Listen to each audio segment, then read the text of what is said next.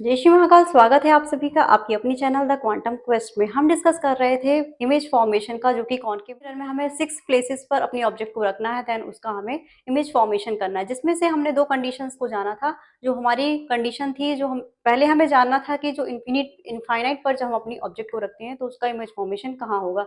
तो वो जो आपका इमेज फॉर्मेशन का जो टॉपिक है हमारा, कि जब हम ऑब्जेक्ट को कहाँ रख रहे हैं, इनफाइनाइट पर रख रहे हैं, वो सबसे लास्ट में हम करेंगे। उसके बाद हमने जब हम ऑब्जेक्ट को बियॉन्ड सी रखते हैं, जाना था हमने कि जब सी पर रखते हैं। आज हम फर्स्ट टॉपिक जो डिस्कस करेंगे वो है हमारा कि हम ऑब्जेक्ट को रखेंगे सी एंड एफ के बीच में। तो सी एंड एफ के बीच में हमने ऑब्जेक्ट को रखा, तो सबसे पहले हमारी किरण कैसे जाएगी, पैरेलल जाएगी, देन फोकस से होकर गुजर जाएगी। तो आप जब पेंसिल और उससे स्केल से बनाएंगे तो आपको एकदम क्लियरली बनेगा। देन सेकेंड हमारी जो रे होती है वो कहाँ से होकर जाती है, फोकस से होकर जाती है और मिरर से टकराती है, और मिरर उसको कैसे कर देता है, प्रिंसिपल एक्सिस के पैरेलल कर देता है। ओके, इसने इसको प्रिंसिपल एक्सिस के पैरेलल किया। तो जहां ये दोनों पॉइंट्स मिलते हैं, यहां हमारी इमेज का फॉर्मेशन होता है। इमेज कैसी बन रही है, उल्टी, यानी कि रियल इमेज हमारी बन रही है। और इसमें हमें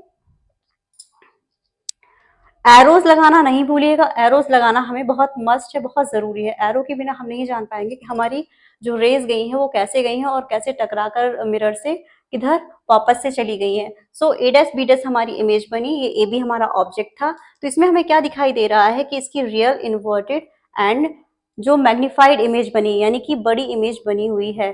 बड़ी इमेज को हम कहते हैं मैग्नीफाइड इमेज या फिर इनलार्ज इमेज कहते हैं। तो और कैसी, बियॉन्ड सी, बियॉन्ड सी हमारी इमेज क्रिएट हुई है। नेक्स्ट जो कंडीशन है हमारी वो है ऑब्जेक्ट एट एफ, जब फोकस पर हमारी ऑब्जेक्ट है। तो मान लिया हमने फोकस पर एक ऑब्जेक्ट रखी, इसे हमने ए बी नाम दिया। तो फर्स्ट हमारी कंडीशन जो होगी वो होगी ये प्रिंसिपल एक्सिस के पैरेलल जाएगी, देन मिरर से टकराकर क्या हो जाएगी, फोकस से होकर गुजरेगी। अब जो हमें सेकंड अपनी रे को लेकर जाना है, तो वो तो सेकंड रे हमारी कहाँ जाती थी, फोकस से। लेकिन जब हमने पहले आपको 4 कंडीशंस बताई थी कि जब सीधा पैरेलल जाती है तो वो फोकस से होकर गुजरती है, देन सेकंड होती है जब फोकस से जाती है तो पैरेलल हो जाती है। थर्ड कंडीशन थी हमारी, आपको याद हो कि जब ये कंडीशन हम, जैसे हम फोकस है तो हम उसको नहीं गुजार सकते हैं क्योंकि फोकस पर ऑलरेडी हमारी ऑब्जेक्ट रखी हुई है।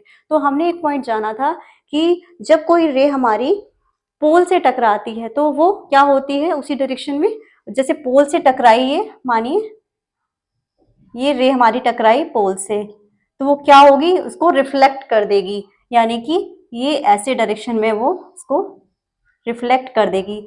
तो अब इसने रिफ्लेक्ट किया हमारी इस रे को, ये कंडीशन आपके लिए मस्ट है। इसलिए हमने कहा था कि आपको वो 4 कंडीशन, जो 4 कंडीशन है, उन्हें बहुत ही अच्छे से अपने माइंड में रखना है।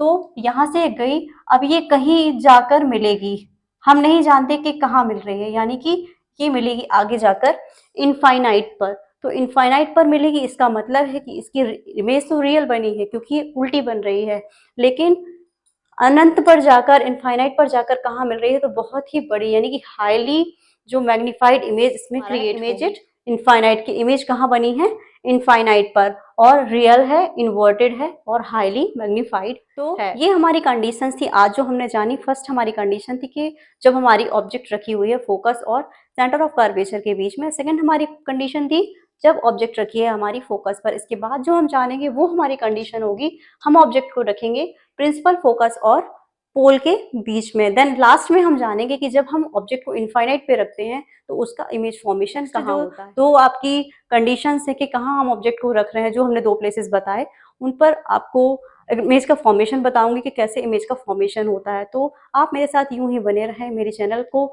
ज़्यादा से ज़्यादा लोगों के साथ शेयर करें, लाइक करें, कमेंट करें, और जिन्होंने सब्सक्राइब नहीं किया है वो मेरे चैनल को सब्सक्राइब जरूर करें, क्योंकि अब मैं आपके साथ 2 सब्जेक्ट्स साथ में लेकर आई हूँ, एक है फिजिक्स और दूसरा मैथ्स। तो वो दोनों का आपको एक साथ कॉम्बिनेशन मिलेगा, एक ही जगह दोनों का नॉलेज आपको मिलता रहेगा। तो मेरे साथ यूं ही बने रहिए, तब तक के लिए नमस्कार।